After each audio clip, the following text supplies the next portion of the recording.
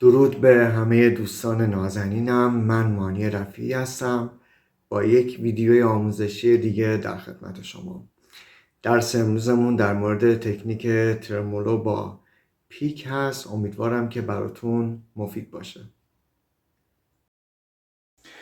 خب یکی از زیباترین تکنیک هایی که در واقع با پیک میشه اجرا کرد، هم توی تکنوازی و هم توی همراهی گروه، به نظر من همین تکنیک ترمولو هست و اگر تو جای درست و با اجرای درست بشه اینو تو جاهایی از قطعه اجرا کرد، به شدت میتونه تاثیرگذار باشه و فضای قطعه رو عوض بکنه. اما تکنیک راحتی نیست، یعنی شما پیش نیاز این تکنیک این هست که تو نواختن ملودی با پیک مشکلی نداشته باشید و طبیعیه که این تکنیک برای نوازنده مبتدی و هنرجوهایی که تازه کارو شروع کردن تکنیک مناسبی نیست. اما از کجا شروع کنیم تمرین رو؟ باید از سرعت خیلی خیلی خیلی کم شروع بکنیم و یواش یواش به اجرامون سرعت بدیم تا به حدی برسه که بشه در واقع این تکنیک رو اجرا کرد. چند تا نکته خیلی مهم هست. نکته اول اینه که توی این تکنیک حتما باید با نوک پیک به سیما ضربه بزنید و این نیست که شما پیک رو داخل سیما ببرید، یعنی ضربات اینجوری نیست، ضربات با نوک پیک زده میشه، جوری که انگار که به سیمای اصابت خیلی کوچیک میکنه و قرار نیست که وارد سیم بشه. تو هر کدوم از سیما هم باشه هیچ فرقی نمیکنه. خب این قسمت اول. قسمت دوم تو ویدیوهای قبلی هم گفتم و بارها و بارها من این رو برای شما تکرار خواهم کرد که حتما این ماهیچه ساعد باید آزاد باشه. یعنی اون ماهیچه سفت خیلی از تکنیک ها رو شما حتی نمیتونید اجرا بکنید، حالا چه برسه که اونو بخواین به حد مطلوب برسونید. خب پس اولین قدم از این تمرینات از اینجا شروع میشه که ما یک سری ضربه سیاه از رو به زیر به سیم ها ضربه میزنیم.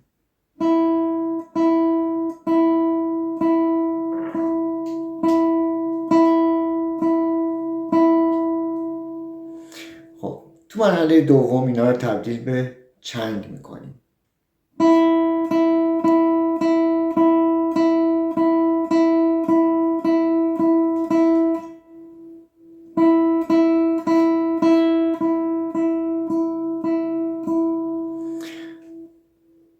با همون در واقع حالتی که گفتم، نوک پیک با دست آزاد و بدون انقباض.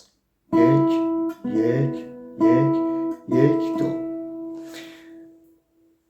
تو مرحله بعد تعداد ضربات رو 4 تا میکنیم، یعنی 1 2 3 4 1 2 3 4 1 2 3 4 2 3 4.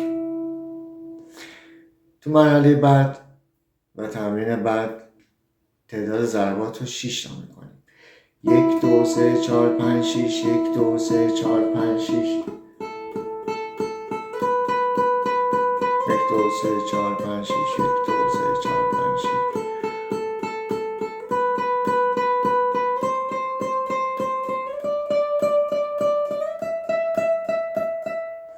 خب بعد از این که تونستیم ضرب سیاه رو به در واقع بخش‌های 6 تایی تقسیم بکنیم، میشه 1 1 1 1 2 3 4 5 6 1 2 3 4 5 6 1 2 3 4 5 6 1 2 3 4 5 6 1 1 1 2 3 4 5 6 1 2 3 4 5 6 1 2 3 4 5 6 1 2 3 4 5 6 1 و 2 و 3 و 1 و 2 و 3 و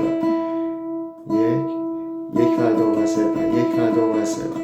خب یعنی ما یواش یواش به دستمون سرعت میدیم، یعنی ما یک باره نمیتونیم این تکنیک رو اجرا کنیم و اگر هم اجرا کنیم خیلی شانسی ممکنه ضربات درست بخوره و خیلی از مواقع ضربات به هم میریزه، یکیش دولاچنگ میشه یکی سه‌لاچنگ میشه و اون تکنیکی که ما میخوایم رو نمیتونیم اجرا کنیم. پس شد 1 1 1 1 2 1 2 1 2 1 2 3 4 5 6 1 و 2 و 3 و 1 و 2 و 3 و 1 و 2 و 3 و. خب پس اینو همینجوری میشکنیم.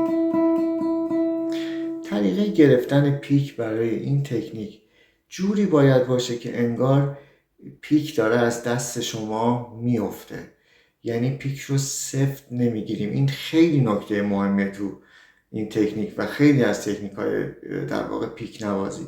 شما جوری باید بگیرید که هم نیفته و هم انگار داره میفته.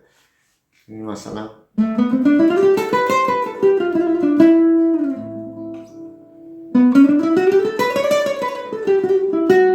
شل، کاملا شل.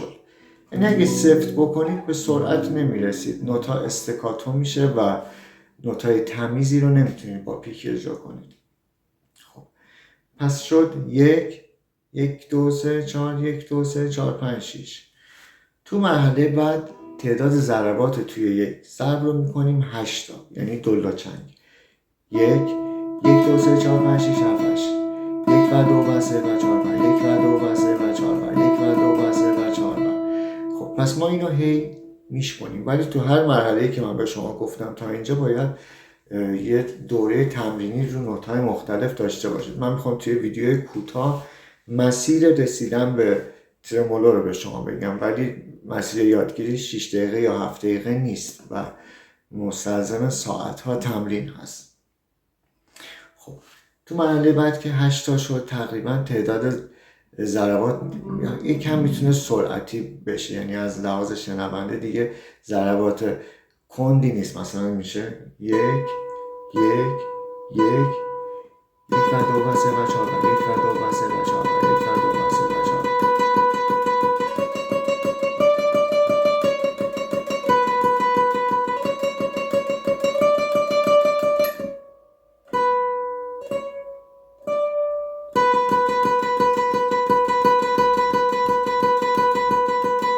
خب وقتی توی این سرعت و توی این تعداد ضرب و نوت توی یک نوت سیاه تسلط پیدا کردیم، میتونیم توی هر نوت و تو هر سیاه 16 بار با پیک به سیما ضربه بزنیم و اونجا میشه شروع تکنیک ترمولو. پس ما از سیاه شروع کردیم، توی یک ضرب یه دونه میزدیم، بعد توی رفت و برگشت کردیم 2 تا 1 2 1 2، بعد کردیم 6 تا 1 و 2 و 3 و 1 و 2 و 3 و بعد کردیم 8 تا 1 و 2 و 3 و 4 و 1 و 2 و 3 و 4 و 1 و 2 و 3 و بعد اینا رو هر کدوم رو 2 تقسیم بر 2 میکنیم، یعنی 16 نوت توی یک ضرب. حالا شمردنش یه مقدار سخت هست ولی اجراش به این ترتیب میشه.